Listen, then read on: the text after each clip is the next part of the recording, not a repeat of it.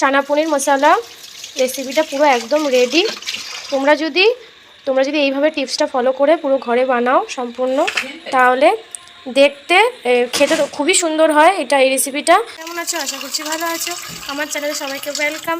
আর আজকে হবে চানা পনির। দেখতে থাকো কীভাবে করছি পুরোটাই। ভিডিওটা না দেখলে কেউ স্কিপ করবে না, তাহলে কিন্তু বুঝতে পারবে না। সম্পূর্ণ ভিডিওটা দেখবে। চানা পনিরের জন্য এখানে কাবলি ছোলা মানে সেদ্ধ করা হয়েছে, ঠিক আছে। এখানে কাবলি ছোলাটাকে মিনিমাম 5 থেকে 6টা সিটি দেওয়া হয়েছে।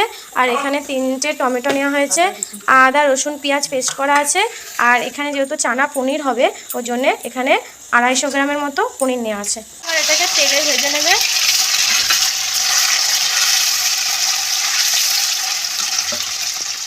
এটা খুব একটা ভালো, খুব সুন্দর রেসিপি। এই রেসিপিটা মানে কেউ যদি চাও নিরামিষও করতে পারো। হলুদ দিয়েছে পনিরের মধ্যে, একটু হলুদ দিয়ে এটা কিন্তু কেউ বেশি ভাজবে না, ঠিক আছে। মিনিমাম 1 মিনিটের মতো ভেজে তুলে নেবে। তাহলে সব কিন্তু হালকা আছে ভাজবে, না তো পনির ভেঙে যাবে এবং শক্ত হয়ে যাবে। দেখো এখানে টমেটো তেলে দিয়ে দিয়েছে। সব কটা যে কটা টমেটো কাটা ছিল ওগুলো তেলে দিয়ে হালকা নেড়ে নেবে। হালকা যতক্ষণ না ভাজা ভাজা হবে, একটুখানি নরম হয়ে আসছে টমেটোটা, ততক্ষণ নেড়ে নেবে। এবার নেড়ে নেওয়ার পর একটু নুন দিয়ে দেব। নুন দিয়ে আবার একটু নাড়াচাড়া করে নেব। নাড়াচাড়া করে নেওয়ার পর তারপর ওতে পেঁয়াজ আদা বাটা রসুন যেটা পেস্ট করা ছিল সেটাকে দিয়ে কষে নেবে। এবার এটা যতক্ষণ নাড়তে থাকতেই হবে।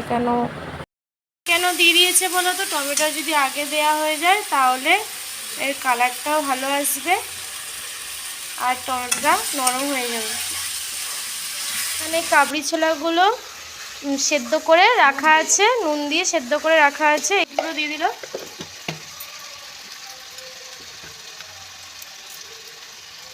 লঙ্কাগুলো দিয়ে দিলাম।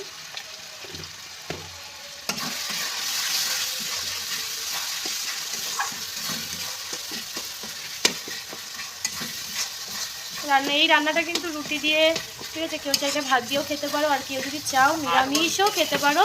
আর লঙ্কার গুঁড়োটা সবাই আন্দাজ মতো দেবে, কে কতটা ঝাল খেতে চাও সেরকম। চানা পনির মশলা দিয়ে দিল, ঠিক আছে। দিয়ে এটা নেড়ে নেবে কিছুক্ষণ। এই যে কাবলি ছোলাগুলো এটা দিয়ে দেওয়া হলো। কাবলি ছোলাটাকে পুরো গ্রেভির সাথে মিশিয়ে নেবে। পরিমাণ মতো জল দিয়ে দিলাম। জল তো টেনে নেবে, তাই না? আর দেখো অনেকটা জল টেনে নিয়েছে। এবার এর মধ্যে ভেজে রাখা পনিরগুলো দিয়ে দেবো। আর কি পনির? হ্যাঁ, আরও জলটা টানবে। এবার এতে আর কিছু দেবে?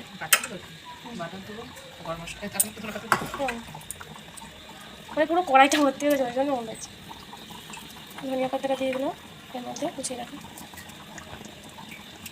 একজন কি করছে বসে বসে? তুমি কি করছো? হ্যাঁ, আমাদের রান্না হচ্ছে তো, সে খালি ঘুরঘুর করছে। হ্যাঁ, কি করছো? হ্যাঁ, ওই দেখো রান্না এইদিকে চলে এসেছে। হ্যাঁ, তুমি কি করছো? হাই করে দাও, হাই করে দাও টুকুস, হাই করো। আরিও হাই করে দাও বন্ধুদের। দেখো কি করছে, দেখো আমার সাথে কি করছে, দেখো। ধনে পাতা এটা দিয়ে এবার একে চাপা দিয়ে রাখতে হবে কিছুক্ষণ। একটুখানি টেনে নিয়ে, যে পাতলা খাবে সে জলটা রাখতে পারে, আর যে একটু ঘন খাবে তাকে একটু টান। এক টুকরো বাটার দিয়ে দিল আর শাহি গরম মশলা দিয়ে দিল।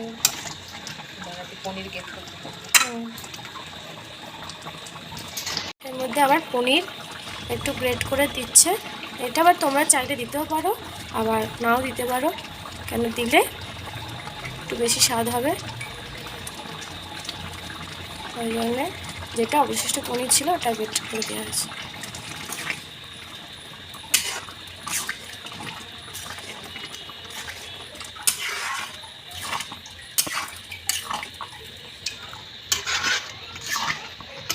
চানা পনির মশলা রেসিপিটা পুরো একদম রেডি।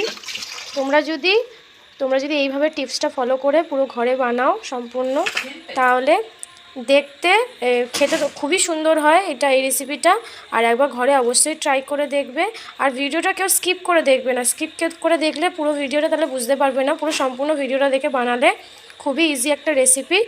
আর কেন বলে আমার চ্যানেলটাকে সাবস্ক্রাইব করে দেবে। আর এই রান্নার রেসিপিটা কেমন লাগলো সেটা কমেন্টে জানাতে ভুলবে না। ভিডিও পেতে বা রান্নারই ভিডিও পেতে আমার চ্যানেলটাকে সাবস্ক্রাইব করে দাও।